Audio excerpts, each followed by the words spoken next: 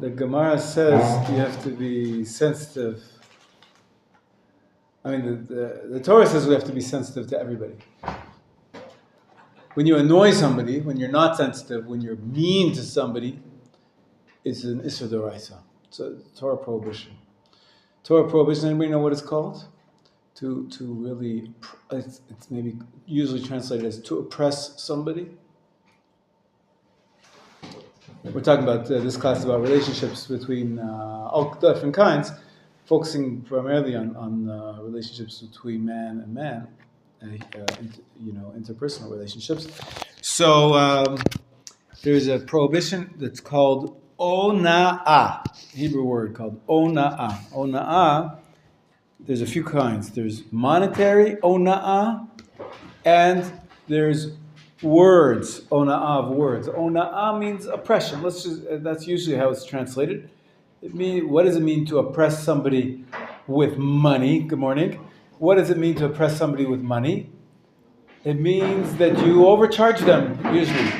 You're not allowed to overcharge more than 1/6 of the price of the object. If the object has a standard price, nowadays anything goes. It's hard to, quantify it. But the standard is that if there's a standard price, you can charge a little bit more because whatever you're providing the service, you're never allowed to charge more than 1/6. It's called ona'at mamon. That's oppression, financial oppression. There's another type of ona'ah, and it appears twice in the Torah, and the sages explain that this type of oppression. And then it's called oppression of words. Oppression of words, I think we all know what that is. When you're mean to somebody, you say nasty things, and you make them feel bad. It's a Torah prohibition. It's really, people don't know that. You teach your kids not to be mean. Don't be nasty. Don't make the guy feel bad. Really, the prohibition is ona'ah. It's called oppression through words. Now, the sages said that you have to be sensitive. Essentially, to put it in the positive, to not oppress somebody is to be sensitive, to notice how they're feeling. That's what it means to be sensitive, right? To notice how they're feeling and to pay attention to that, to appreciate that, what's happening to the other person. And they said there's a category of people who really are more oppressible. I don't know if that's a word in English. Yeah. Oppressible? That they are inclined to being hurt. Like because they're sensitive? Because they are sensitive. They're sensitive. They're what? No. Snowflakes. Yes. No. Fine. That's fine. It's a slang. But that's oversensitive. Yeah. That's oversensitive, right? But some people are just naturally sensitive, and that's a good thing to be sensitive. I'm a sensitive. I cry. Whatever. I learned to have thick skin when I was a rabbi. People are always talking about you, saying things, and whenever you're a public figure, you have to be able to know how to take it. That's called thick skin. Is that you can be punched or slapped and it doesn't hurt you. You keep going. But not everybody has to be like that. And the people are sensitive, especially vulnerable people. Sensitive kids. Kids are many times sensitive. They can be offended. They can be hurt. They could cry. The Torah gives examples of categories of people that are assumed to be more sensitive in a vulnerable place. Anybody know? Many times the Torah uses these categories. Orphans and widows. Orphans, widows, and converts, right? Or strangers. People who come from a different country, different culture, different. They don't have family. They don't have the support system, and of course, orphans don't have that, and the widows are so they are more sensitive. So you have to be even more careful about this group, these subgroups, because they are more oppressible. Right? If ona'ah is oppression, so you shouldn't be very. You have to be very careful not to oppress orphans, widows, and converts. There's one more group, which is very interesting. Anybody know what I'm talking about? So the Gemara says the following statement. It says you have to be very, very careful about women. You were going to say that? No, I said it. The widow. You did? I didn't hear you. Not just the widow. Not just the widow. All women. Wow. Because it says as follows. Mitoch shedima'ata mitsuya o na'ata krova. I'll translate. Because her tears are common or frequent, so her oppression is more common. Women tend to be more sensitive, tend to cry easier.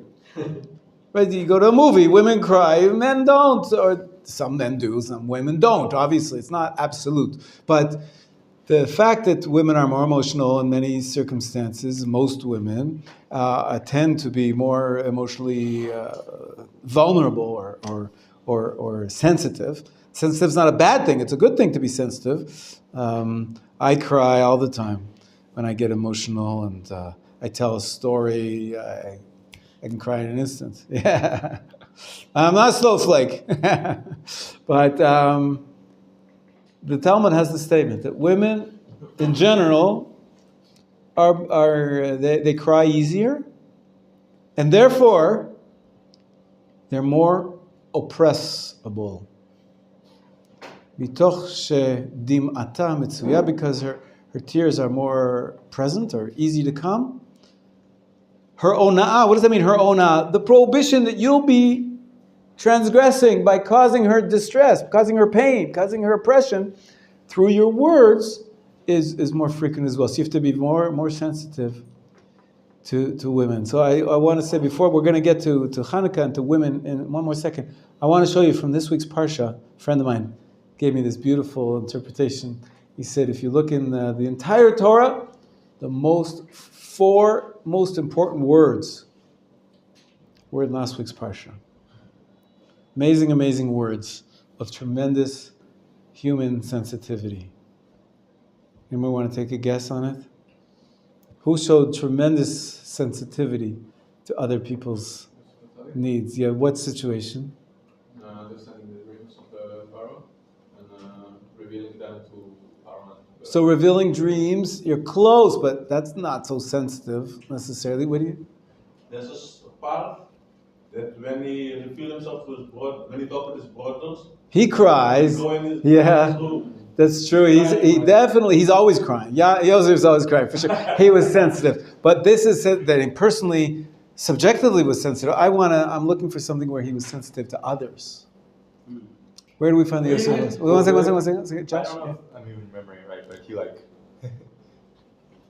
Potiphar's wife takes off his clothes and he runs away. Right. Okay, but does that mean that he's being sensitive to her? No. He's being abused, essentially. Right? That's not the best. What do you say, Michal?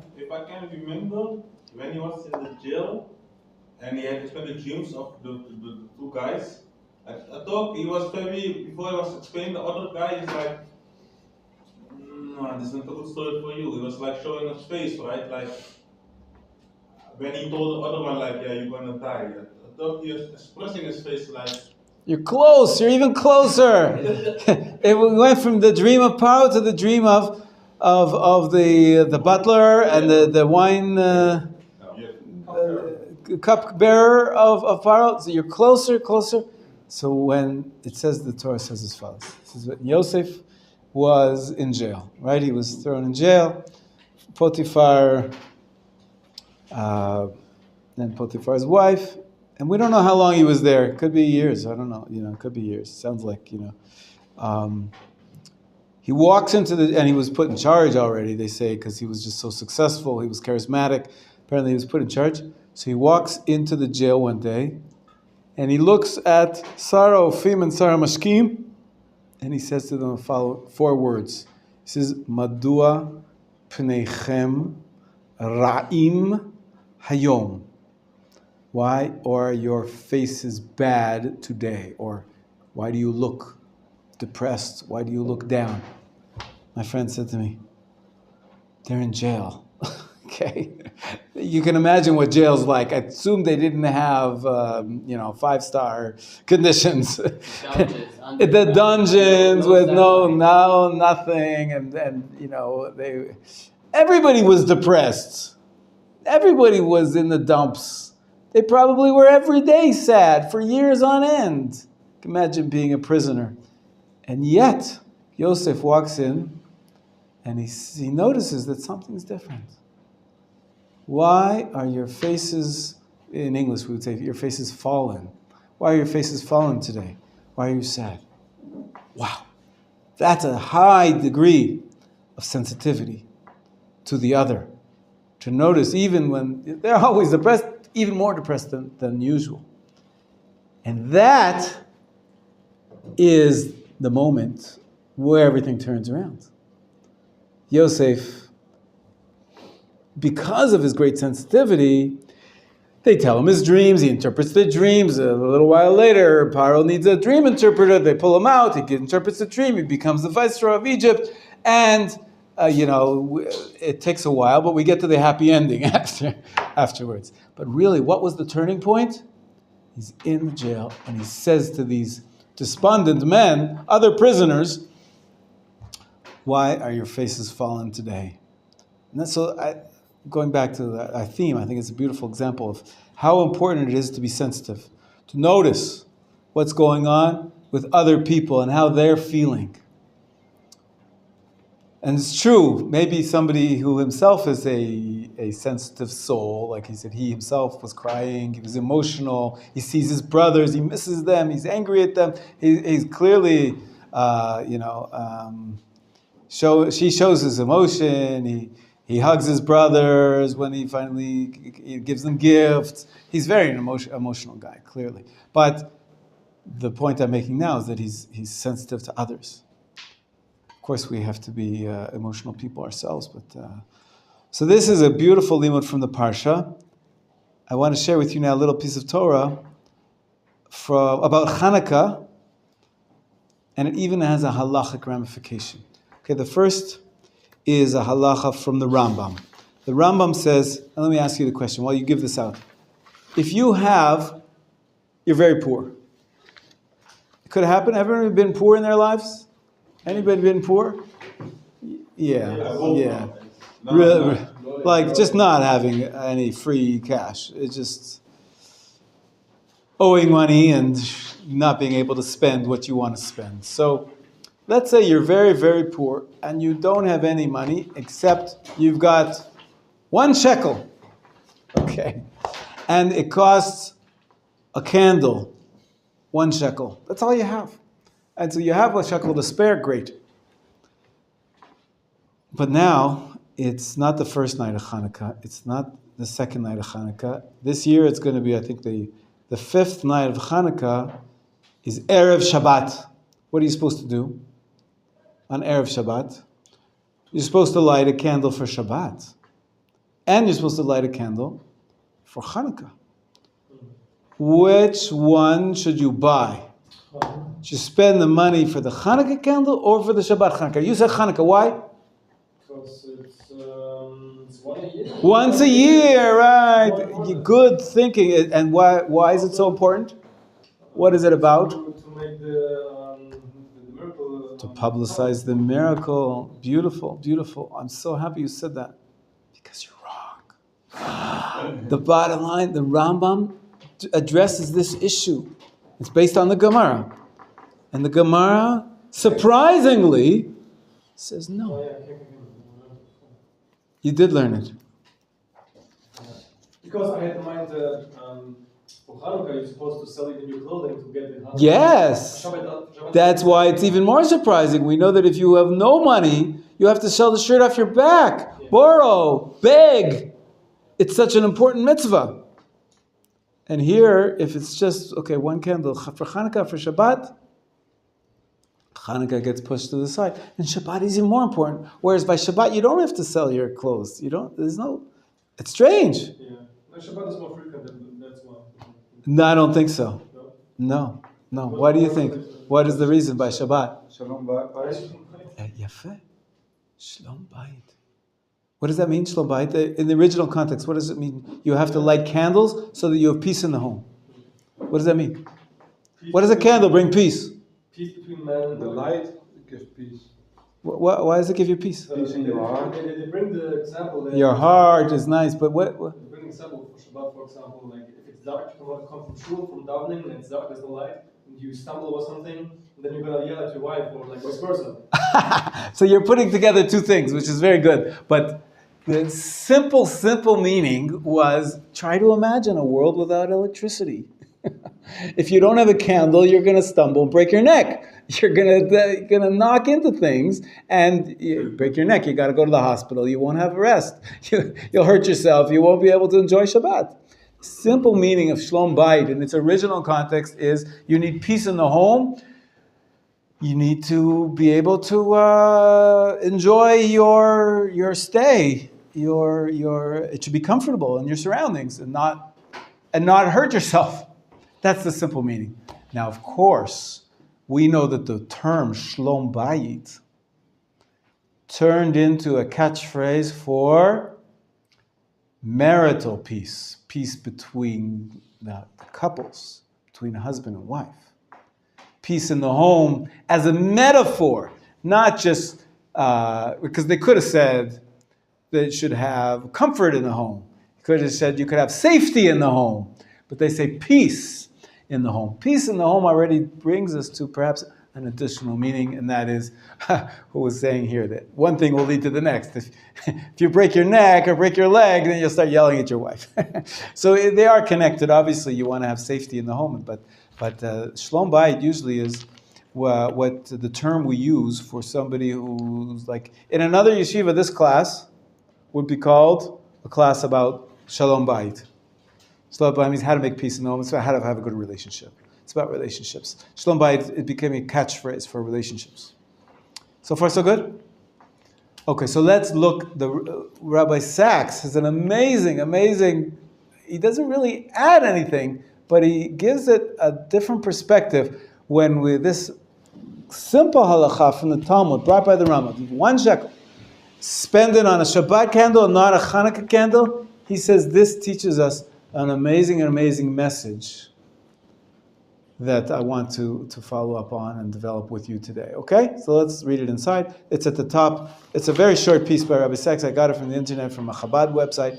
He was prolific. He had tremendous respect for Chabad. In his early days, before he became such an author of his own, I don't know how many books he wrote. It's unbelievable. What? More than 10, probably. More than 10, yeah. The last 10 years of his life, he put out at least one book a year. But before that, he wasn't so prolific. He talks about himself how he never managed to write. Many years he translated the Lubavitcher Rebbe's writings. So he had a tremendous respect for the Lubavitcher Rebbe. Lubavitcher Rebbe, he consulted with him, and he pushed him to become a rabbi in the first place. Yeah. Anyways, let's see what he writes here. At the top of the page, The Light of War and the Light of Peace by Rabbi Jonathan Sachs. Who can read for us? Somebody? Josh, go for it. That Josh. The LA, no, the Long Island. Long Island Josh, yeah. Thanks. There is a law about Hanukkah I find moving and profound. Maimonides writes that the command of Hanukkah lights is very precious. One who lacks the money to buy light should sell something, or the necessary borrow, so as to be able to fulfill the mitzvah. Question then arises: what if, Friday afternoon, you find yourself with only one candle? What do you light as Hanukkah candle? After all, there's no law that you have to sell or borrow the lights for Shabbat. If the law is that, if faced with such a choice, you light it as Shabbat light. Why? Listen to my Maimonides. Shabbat light takes priority because it symbolizes Shalom Bayit, domestic peace. And greatest peace because the entire Torah was given in order to make peace in the world. Consider Hanukkah commemorates one of the greatest military victories in Jewish history. Yet, Jewish law rules that if we can only light one candle, the Shabbat light takes precedence, because in Judaism, the greatest military victory takes second place to peace in the home. Why did Judaism alone among the civilizations of the ancient world survive? Because it valued the home more than the battlefield, marriage more than military grandeur, and children more than generals. Peace in the home mattered to our ancestors more than the greatest military victory. So as we celebrate Hanukkah, spare thought for the real victory, which is not military but spiritual. Jews are the people who value marriage, home, peace between husband and wife, all of the highest glory on the battlefield. In Judaism, the light of peace takes precedence over the light of war. Beautiful, huh? Nice idea. What did we speak about? When the Talmud, when the Gemara speaks about what? My Hanukkah. What is Hanukkah? What does it answer? In the Gemara, what does it discuss? What's the miracle of Hanukkah that we celebrate? The war. No. The Gemara doesn't talk about the war. Surprisingly. We know what happened at Hanukkah. There was a great rebellion. There was wars. There was 8 battles. The Maccabees fought, the 5 brothers.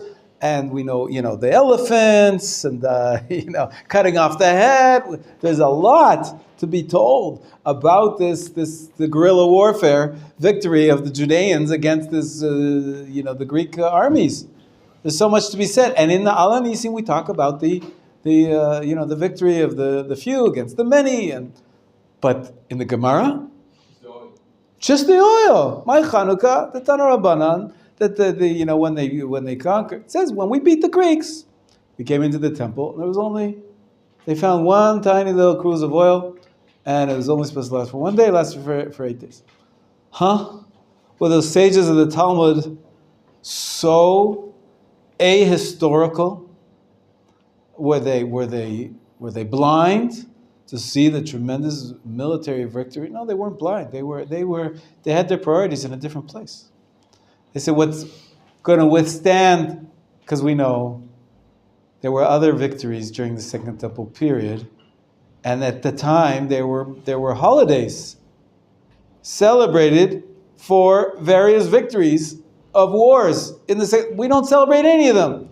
Once the Second Temple was destroyed, why we should celebrate a victory that gets destroyed? Jewish people were exiled, Romans took over and destroyed the Second Temple. Why should we celebrate a victory which was fleeting and passing? And that's why they said we're really not focusing on that. What withstands the test of time is the spiritual victory. The spiritual victory is represented by the values of the home. That's what we celebrate. That's why we celebrate the Hanukkah at home.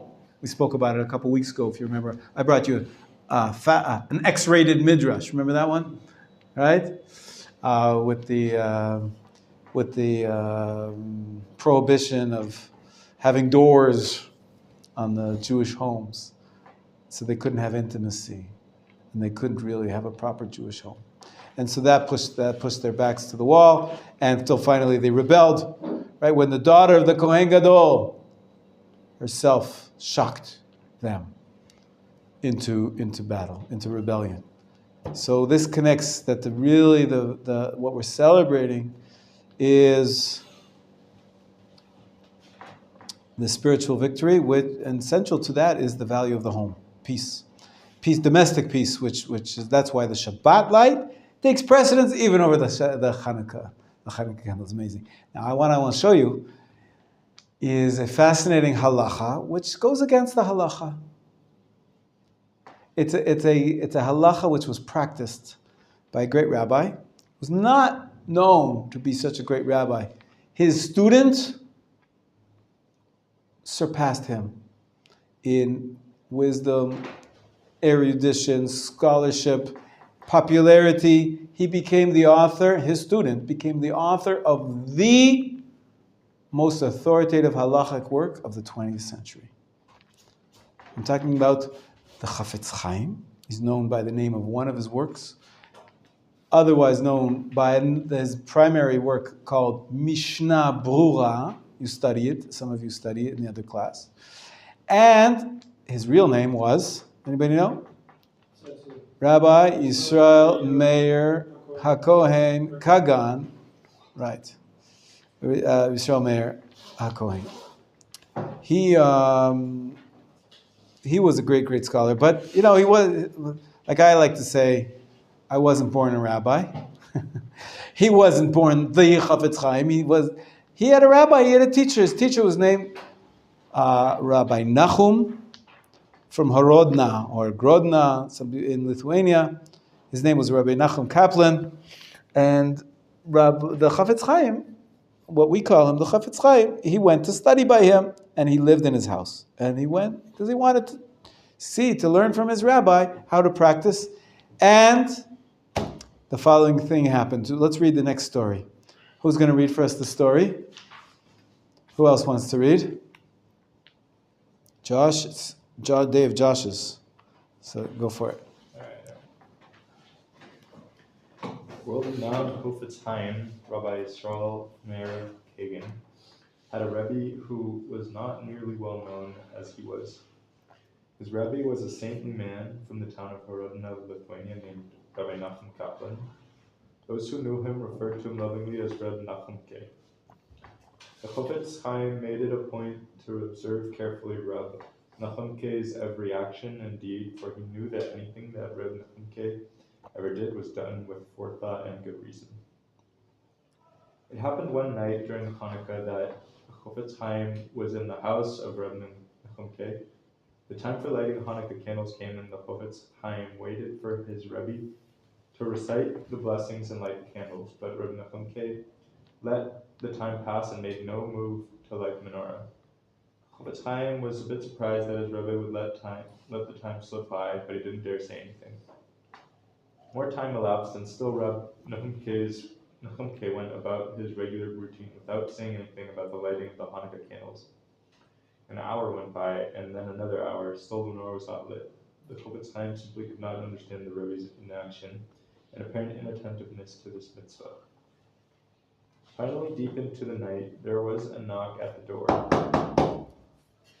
Hofetz Chaim ran and opened it. It was Reb Menachem K's wife. Almost immediately after she came in, Reb Menachem K began his introductory prayers, recited the appropriate blessings, and then lit the Hanukkah menorah.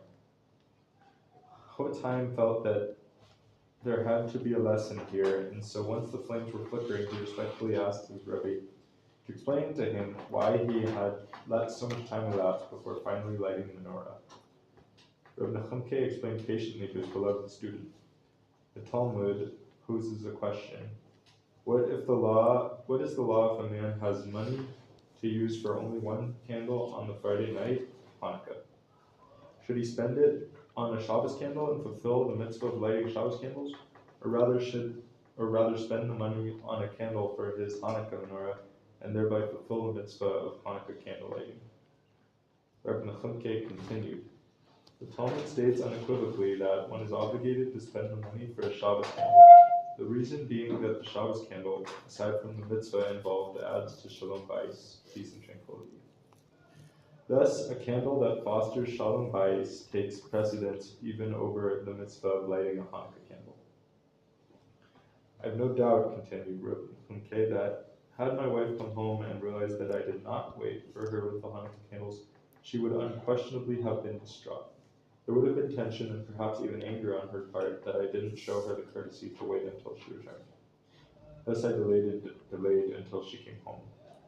You see, Rabbi Menachem K, added Rabbi Menachem K, the Talmud itself used Hanukkah candles as a focal point to emphasize the importance of marital harmony. Should I then have taken these same Hanukkah candles and through them caused a lack of Shalom Bayis?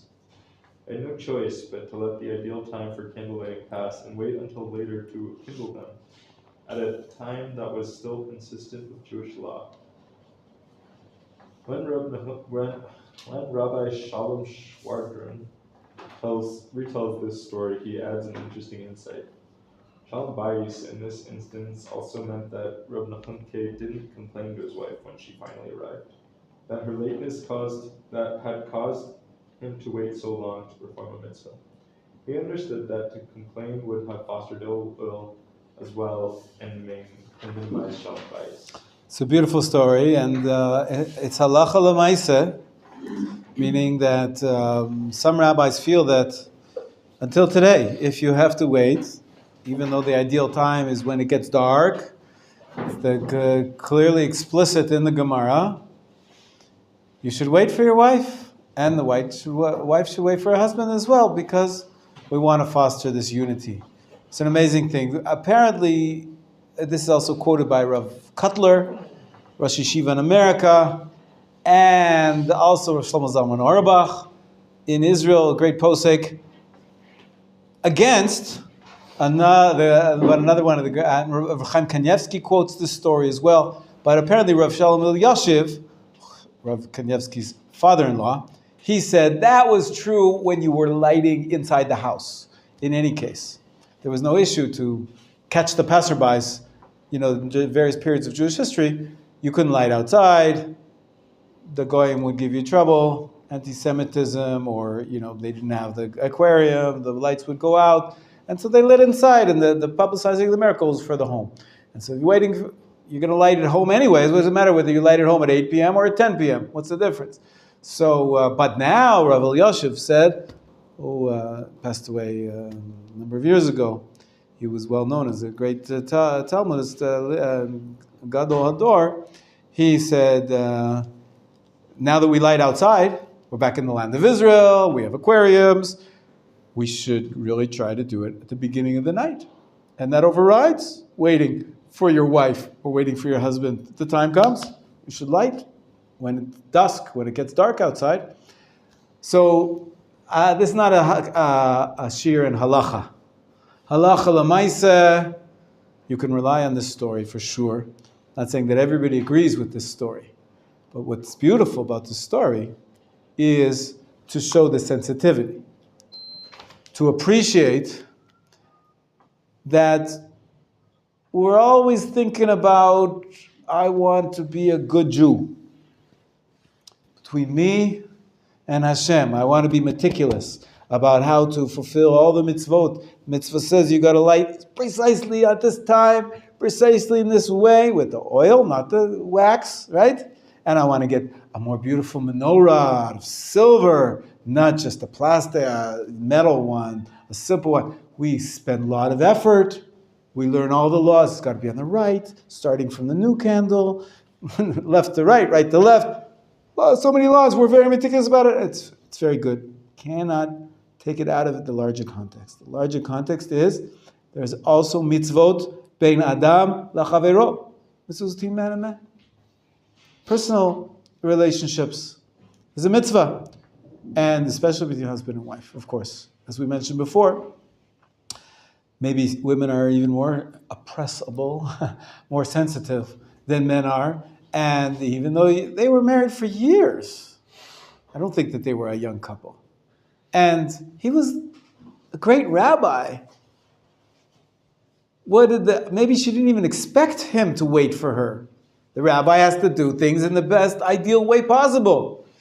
So she would have accepted it if he lit the candles on time. She knew she was late. She can't really blame him. You got to light the candles. I missed it.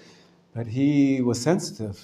But inside, she would be sorry. She will feel sorry. You want to be there for the Hanukkah candles. It's a major event. That's the major part of the holiday, to light the candles. That's the biggest mitzvah. There's no mitzvah to eat sufganiyot, by the way. But there is a mitzvah to light the candles. So if he ate the sufganiya without her, she wouldn't be so upset. But to light the candles without her, she wanted to be there. And we learn the halacha, I think probably in all the classes here, that if someone lights for you, you don't have to be there. You fulfill the obligation when they light. So if he would have lit the candles, she would have fulfilled her obligation, no problem.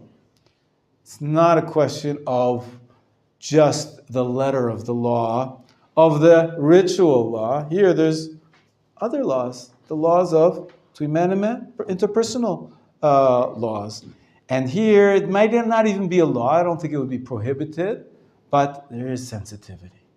To have a heightened sensitivity to each other, especially to your wife, to your spouse. And we saw the example of Yosef, even to a non-Jewish, butler or wine bearer, to be sensitive to other people. I saw a beautiful beautiful idea that we light candles on Hanukkah. What's amazing about candles? There's a few beautiful descriptions of what's so special about candlelight. But relating to what we've been talking about, candles, sure, they publicize the miracle. They show up in the dark and you can see them from far, and you can even figure out what night of Hanukkah it is. Oh, 2 candles. Must be the second night of Hanukkah. 3, very nice. So, the miracle lasted for 3 days. Sure. But also the whole idea of light, many times, is that the light in the home, the Shalom Bayit, the light of the Shabbat candles, it increases peace because not just because you can see where you're walking and not to fall and hurt yourself, also because you can see each other. You can see somebody else's face in the light. And that light shines and helps you be sensitive to each other. You know, I even read once that when you eat a meal, I think they did some kind of a study. Like they asked people to rate the meal, to give, is this tasty? How tasty is it? 1, 2, 3, 4, 5, whatever. And they did the same meal, exactly the same food, prepared by the same chef, in the same place. And in one place, the lights were good, the lighting was good, and the other place was dark. And the marks were always higher when it was good lighting. To see your food is part of enjoying it. So the light enables you to see what's outside of you, what's next to you, what's near you. And ideally, it should be who is near you, and not just what, but the people that you're with. And so, of course, Hanukkah has turned into a family celebration that people celebrate together. And the mitzvah is defined as Ner Ish Ubeito, candle for each man and his home. Talmud says, what does it mean, you and your home? Yeah, Ishto Zubeito. It also means your home. That you light Hanukkah candles in your doorway or your window. But also it means that for the household. The household. Your bait, your Ishto Zubeito. Yes, so the whole family. And the Sephardi custom until today is that not every individual member, even after Bar Mitzvah, nobody lights. One person lights for the entire household, usually the head of the household. So this idea of seeing each other and being sensitive to each other is central to the Hanukkah holiday, but of course it teaches us about being sensitive the entire year. I don't think Yosef was lighting Hanukkah candles in the jail. That would be a little bit confusing. Maybe. Yeah, I know Daniel did. He doesn't eat with Egyptians and doesn't eat meat. Could be, but the idea is very important to increase our sensitivity to each other. And when you get married, you learn a lot. Guys are different than girls. We have our sensitivities too, and they have their sensitivities. There's so many things, even when dating, especially guys coming from a yeshiva, you're around people all day long, and in a closed room in the winter, and the smells you sort of get used to them, and the hygiene, and when you go out on a date, you gotta get showered and smell good. You can't go smelly to a date. And the truth is, I think it is true that women are more sensitive to aesthetics. On the whole, of course, there's exceptions, but on the whole, aesthetics, smells. Many women just don't feel comfortable if the house is messy, right? Okay, you don't notice. You might not even notice. I left my shoes here. I didn't clean up. We'll clean up at the end of the week. We'll clean up for Shabbos. Some people, it bothers them during the entire week. Not just something you have to do once in a while so it doesn't get out of hand. It's a quality of life thing to be neat, pretty, good smells, all these aesthetic things. In many circumstances, we learn from the better half. We learn, us men, learn from women to be more sensitive to many parts of life, but of course to each other, even without the sensitivity to aesthetics, sensitivity to many aspects of our even social matters. Women care very much about community, about friends, about seeing people. Guys, many times they'll just sit and play the computer game all day, and they'll be happy, right? Some laughing here, cell phone, whatever, And there's some women who do that too. I'm not saying, and there's nothing wrong with that, but there is a heightened sensitivity of interpersonal contact, which is a basic need of every human at some level. They say that man is a social animal, right? It's a social. There's some animals that they live a solitary life. They have no interaction with other animals, and some are social. As clearly, humankind is a social animal. We create groups, we create families, we create relationships, and so sensitivity within those relationships is a mitzvah. The negative, of course, is ona'ah, the prohibition of hurting someone else, oppressing somebody not only by monetarily, but also by words, things you say. But here, even by deeds you do, even in the rituals of Hanukkah, you want to do a mitzvah. How can she complain? I'm a man, I have to light. Women are obligated too. In Hanukkah, just like the man.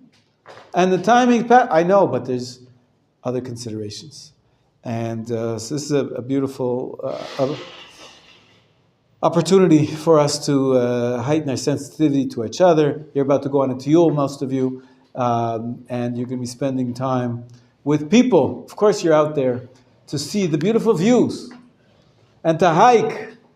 And it's exciting, and you'll see beautiful places and appreciate the land of Israel. No less, appreciate the beautiful people that are sitting next to you on the bus and that are waiting for you in the line and that might need a hand in the walking in the tiyul, or that just you make friends with them because you're mingling with the entire yeshiva. So sensitivity to each other. What a great introduction to celebrate Hanukkah, not only in our little groups, English department, French department, Spanish department. We're bringing it together. We're doing one tiyul for the entire Machon, all different languages. It's a beautiful, beautiful thing. And I want to wish you a happy Hanukkah and an enjoyable tiyul. All right. Hanukkah Sameach.